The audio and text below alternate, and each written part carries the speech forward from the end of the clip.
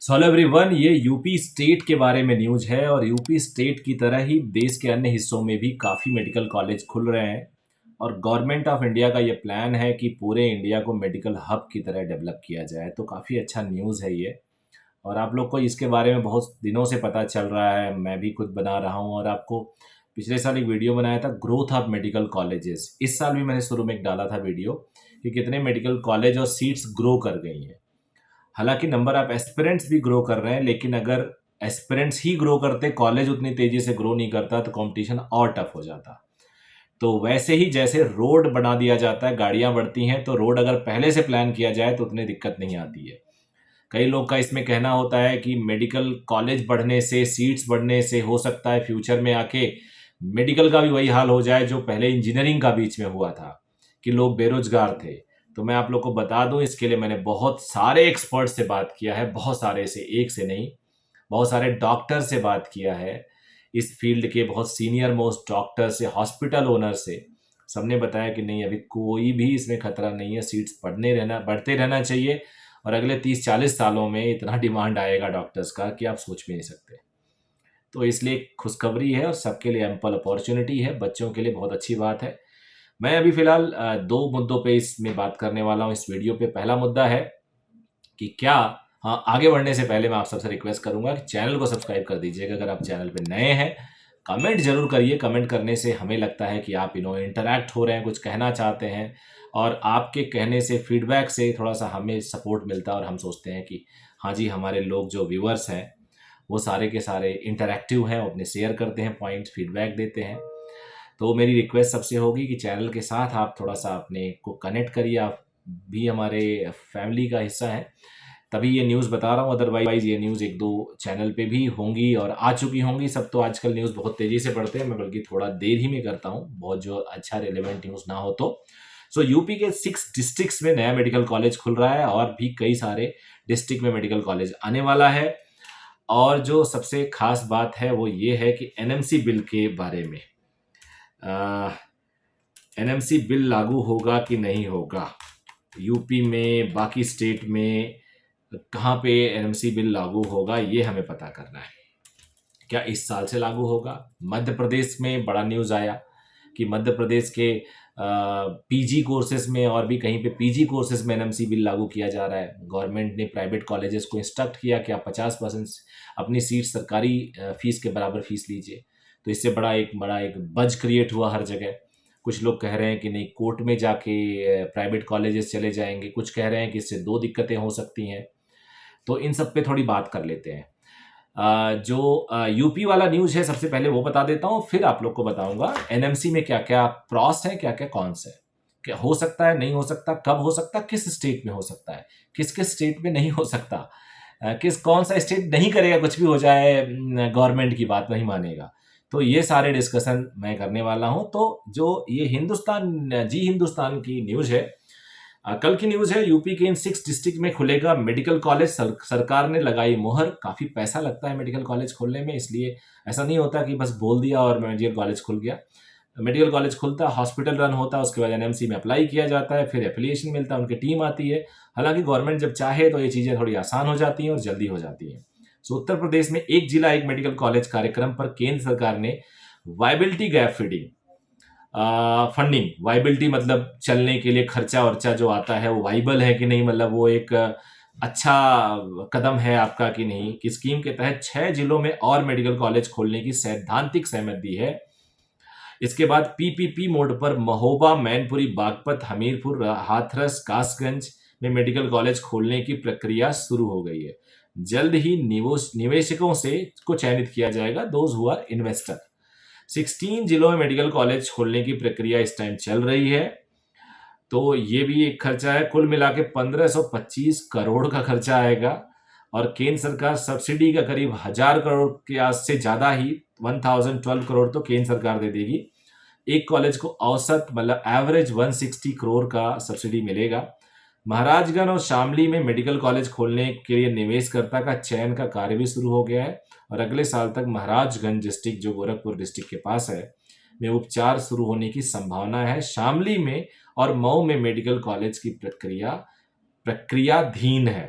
जो ये बड़ा टिपिकल सा हिंदी है, और उत्तर प्रदेश में गवर्नमेंट और प्राइवेट को मिला के लगभग लगभग 65 मेडिकल कॉलेजेस हैं।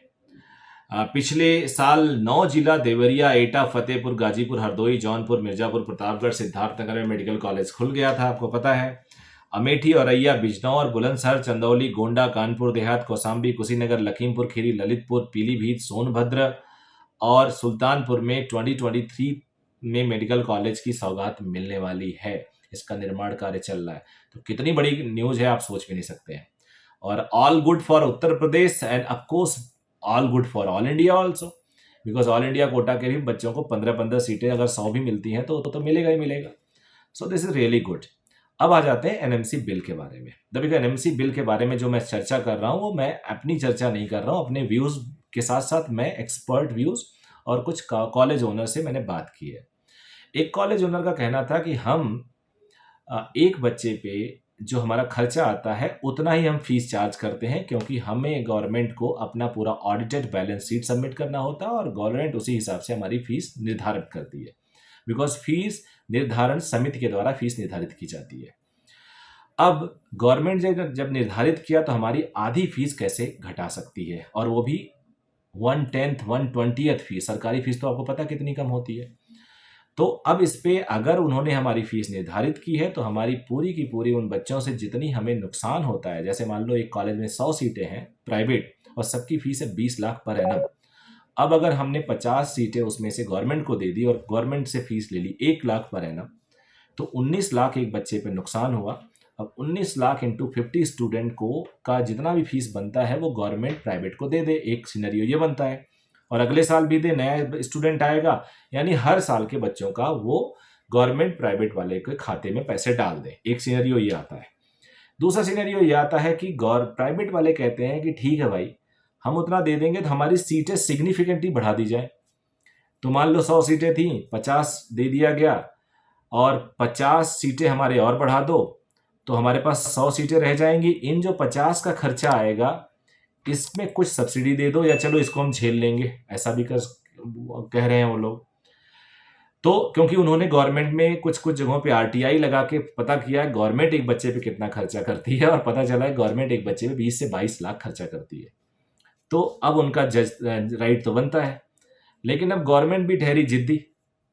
गवर्नमेंट ने सोचा हमने डिसाइड कर दिया तो बैक कैसे करेंगे, और ये है बच्चों के हित का, छात्रों के हित का, स्टूडेंट के हित का। तो स्टूडेंट के हित में तो कोर्ट भी रहता है, गवर्नमेंट भी रहती है, न्यायपालिका भी रहती है, हर कोई रहता है, आम पब्लिक भी रहता है। वो क्यों चाहेंगे बड़े बड़े कॉरपोरेट्स को फ़ायदा दें। तो काफ़ी हद तक ये बच्चों के फील्ड में, बच्चों की तरफ ये झुकाव होने वाला है। लेकिन हाँ, ये ज़रूर है कि प्राइवेट कॉलेज वाले भी इतनी आसानी से मानने वाले नहीं हैं। और इसमें कुछ कुछ ये भी लोग कह रहे हैं कि एक बच्चा अगर प्राइवेट कॉलेज में जानता है तो there is a huge gap of earning and financials. तो प्राइवेट वाले जो स्टूडेंट होते हैं वो बहुत बड़े घरों से होते हैं, तो देयर में भी डिस्पैरिटी, और उनके रहन सहन पहनावे में तो एक बच्चा बुरा फील कर सकता है जो एवरेज घर का है। ये है, लेकिन ये उतना बड़ा इशू नहीं है, क्योंकि वहाँ जनरली यूनिफॉर्म होता है और हॉस्टल और कैंपस में बच्चा लगभग लगभग एक जैसा रहता है। दूसरा इशू ये आता है कि ये मुझे जो पर्सनल मेरा व्यू मैं आपको बता दूं, वो मेरा व्यू है कि यहाँ पे जो गवर्नमेंट बीजेपी गवर्नमेंट है, क्योंकि वो सेंट्रल में भी बीजेपी है, यहाँ भी बीजेपी है, वो इसको पूरी तरह से लागू करेगी या करने की कोशिश करेगी, इसमें कोई डाउट ही नहीं है। तो इससे हरियाणा वाले बेनिफिट हो सकते हैं, यूपी वाले बेनिफिट हो सकते हैं, उत्तराखंड वाले बेनिफिट हो सकते हैं, मध्य प्रदेश तो आपने देखा ही, और गुजरात बेनिफिट हो सकता है। वो सारे स्टेट जहाँ पे बीजेपी की गवर्नमेंट है। और कुछ ऐसे स्टेट हैं जो थोड़े न्यूट्रल टाइप के हैं, जैसे उड़ीसा हो गया, बिहार थोड़ा सा हो गया, बहुत ज़्यादा इतना विनोद तलवार नहीं खींची हुई है। ये कर भी सकते हैं, नहीं भी कर सकते। कुछ स्टेट बिल्कुल एंटी हैं बीजेपी के। अब एक सबसे बड़ा नाम मेरे दिमाग में आ रहा है इस टाइम, वेस्ट बंगाल का, और हो सकता है केरला में। तो यहाँ पे मुझे लगता शायद नहीं करेंगे वो, बट ये आने वाले टाइम में पूरी तरह से पता चलेगा कि क्या हुआ होगा क्या नहीं होगा। बट उम्मीद कर सकते हैं पॉजिटिव है, मेरे हिसाब से हो सकता है, चांसेस काफ़ी ब्राइट है। सो अगर वीडियो अच्छा लगा तो लाइक ज़रूर करिएगा। और एक मैराथन क्लास होने वाली है अगर आप 2023 के एस्पिरेंट्स हैं, 2024 के एस्पिरेंट्स हैं, तो ऑप्टिक्स की पूरी क्लास होने वाली है। और मैं आप सबको इनवाइट करता हूँ, आपको, आपके दोस्तों को, आपको फैमिलीज़ को, आपके कजन्स को, ब्रदर सिस्टर, या जो पेरेंट देख रहे हैं उनके बच्चों को, अगर वो जेई और नीट की प्रिपरेशन कर रहे हैं, तो कल रात 9 बजे से परसों सुबह 7 बजे तक लगातार मैराथन क्लास होने वाली है। आप सब आइए ज़रूर, उस क्लास को लीजिए और फ़ायदा उठाइए। कम से कम 15% वो कॉम्पिटेटिव एग्जाम में आएगा। So thank you very much, all the best.